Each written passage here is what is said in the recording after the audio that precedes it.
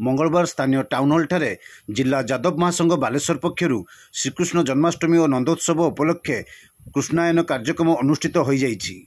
एही कार्यक्रम रे मुख्य अतिथि भाव सांसद प्रताप चंद्र षडंगी जोगदी कार्यक्रम को उद्घाटन करथिले। एथिरे सम्मानित अतिथि भाव बालेश्वर म्युनिसिपालिटी चेयरमैन आलोक कुमार साहू, कवि प्रशांत दास प्रमुख जोगदे वक्तव्य रखिथिले।